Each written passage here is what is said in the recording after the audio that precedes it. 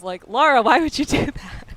I mean, who among us could say no to, you know, an ancient dagger? Yeah. You know, she has the best intentions.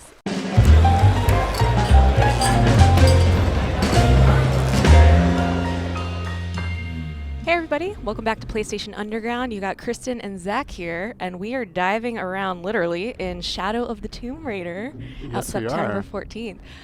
So I was so excited to play this game because this is the first time in a long time that Lara has been able to swim in a Tomb Raider game. I remember in the classics it was always a huge deal, her diving into a tomb, going around, but look at this underwater traversal right now. Yeah, this looks awesome. We saw, so this was your second time playing the game, right? Second time, yes. So I got to play a good stretch of it, about 3-ish hours, I would say, this time. Okay. Get a little bit into the game, and Lara is definitely a Tomb Raider at this point. Like she knows what she's doing. She is surviving, and she's just like a predator hunting down Trinity right now, trying to continue to save the world. Gotcha. So in the last time we saw this game, there were some terrible incidents that had happened, right? With Lara perhaps inadvertently triggering the apocalypse. Yes. Right? So Lara has been sort of on the hunt for this organization Trinity. By actually taking that artifact before Trinity, she inadvertently started a Maya apocalypse. Oops. Whoops, indeed. Trinity even was like, Lara, why would you do that? I mean, who among us could say no to, you know, an ancient dagger? Yeah. You know, she has the best intentions. So now she's trying to get ahead of them again. She's following a series of clues to continue to stop the series of events, all these cataclysms, and she's trying to get there before Trinity does. Gotcha. Because if they get this second artifact before her, they will be able to finish their plan. Okay. This is a great, cool sequence. Yeah, so this looks great. Last time we saw it, it was just like in a tomb, and you know, it looked very spooky and toomy. But this is the first of the jungle that we're seeing, right? Yeah, well, these are the jungles of Peru, and as you can see, Lara is using everything to her advantage. She can climb trees, she can swing from vines. Right, we just saw this rope takedown called the Eagle's Talon. There's a full set of skills that you can start to build out where she's using the environment to her advantage. And as you can see, it's to chilling effects. These guys are like, who is there? Yeah. God, it looks amazing. What are they so afraid of? They're afraid of you, Lara. But yeah, she definitely has grown a lot throughout the series. You know, in this sort of rebooted trilogy, you know, she started out as this unsuspecting college, you know, graduate. She didn't really know much about this side of the world. In Rise of the Tomb Raider, she was just starting to learn how to survive. Whoa. What was that? Lara does not know what that is. Okay. Neither does Trinity. Good. So yeah, Peru has a lot of mysteries. Has a lot of different creatures in the jungle. A lot of different people that she might interact with. So she's not just trying to hunt down Trinity. She's also just trying to survive. Right. Nature, survive potentially the locals. Yeah. Not everyone's happy that she's in Peru. Camp set up near abandoned oil factory outside a village. Of course, you're finding artifacts throughout this. Okay. I was going to say, there was a lot of time that I spent literally just combing every corner, which, you know, this game is so great for that. They have all of the hidden tombs. Right. They have the challenge tombs, which I especially love. They have the extra puzzles that are beyond just the main storyline. But then we have these great combat sequences of just like trying to be stealthy as possible, right? Using her survival instinct. So that's what's happening when you see them ending up getting highlighted. You can see the red enemies. People can see them if you take them down. The yellow ones are out of their field of vision. So you sort of want to take your time, wait it out. So if I took down the red guy, someone else would would see alert that. everybody. Exactly. I see. But nobody notices this. Right, and that's just based on kind of their enemy's vision cones. Yes. I would presume. Okay, cool. Yeah, and this is cool. This reminds me of something we were talking about just before we started taking a look at this footage here that you captured. Is that there's a lot of customization options for kind of how assisted the player is, right? Yeah. So for I believe the first time in this series, I had never really seen this level of customization before. You can change your difficulty settings for different aspects of the game. So it's not just set to an easy, normal, hard for the overall game. You can set it to that you want your combat to be hard, your combat to be super... Not a silencer. Mistakes were made. I think what happened actually is that he had heavier armor, so the shot hit his helmet.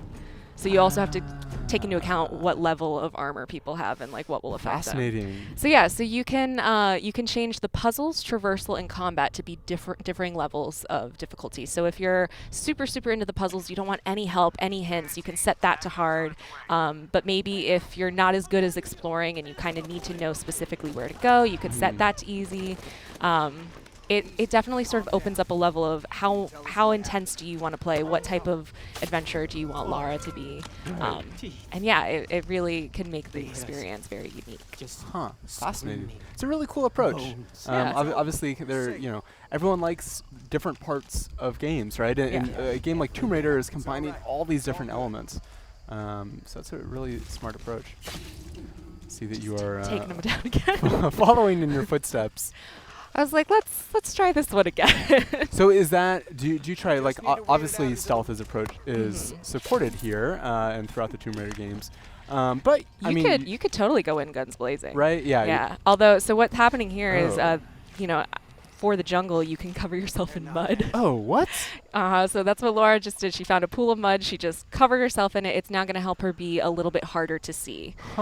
So if she were to jump in front of that guy, it might take him a little bit longer to notice her there. Oh, wow.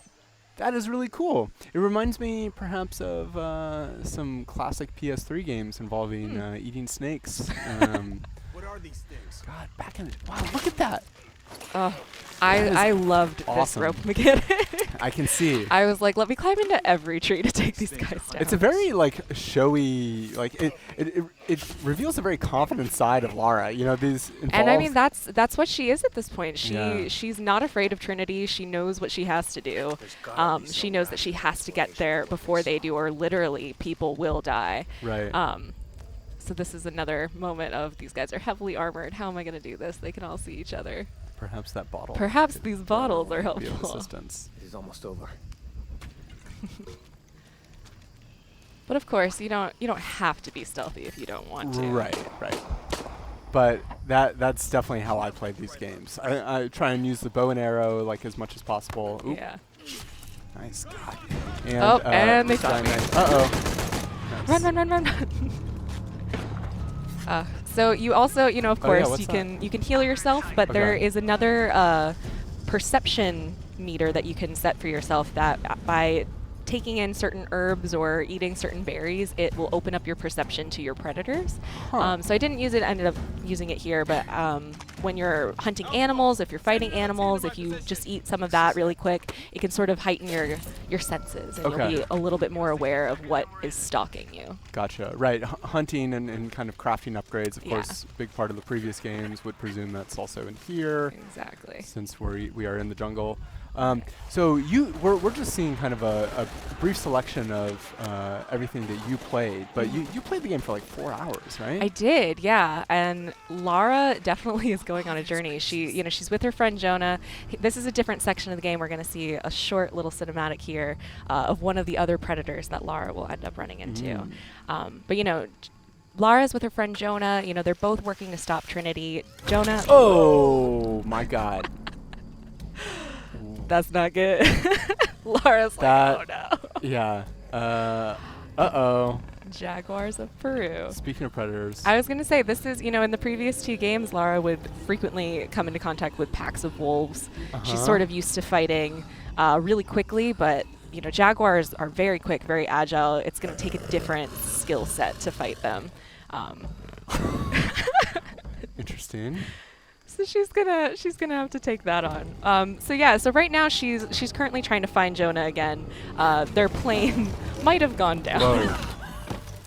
So they've been briefly separated, but Jonah has sort of been this ally and friend to Lara throughout the series. He's an adventurer like her. He's always been a supportive character, and especially in this game, when Lara is in the mindset of go, I have to stop Trinity, I have to do anything to make sure I save the world. Jonah's sort of being like, let's stop, let's take a deep breath and consider our options while we go into this. Are people getting hurt along the way? Was there a better way we could have done this? Should you maybe not have grabbed that artifact that potentially started this apocalypse? Right. So she's sort of starting to have to rethink about the consequences of her actions, and while she does have good intentions, is it better to maybe go about it in a different way? That's really cool. I'm glad that they're exploring that angle of Lara's story, because you know, obviously we see her evolving quite a bit from the earlier part of the trilogy, as far as kind of like how she's interacting with enemies and how she's traversing the world.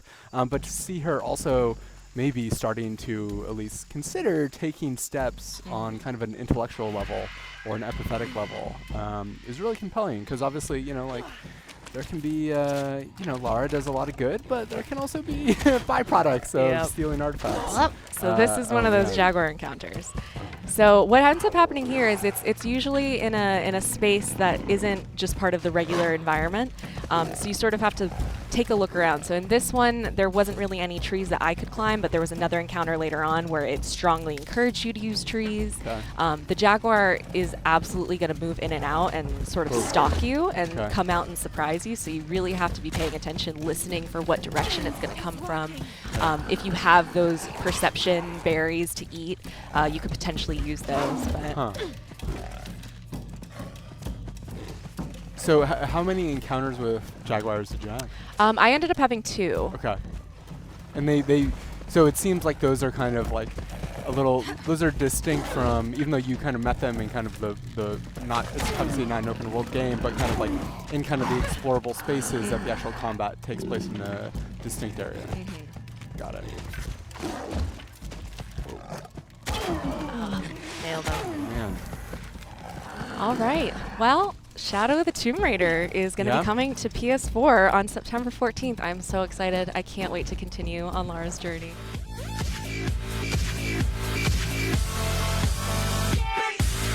Like and share if you enjoy the video and think others might benefit from this, and of course subscribe and hit the notification button if you are new to the channel and want to be notified every time I post a video.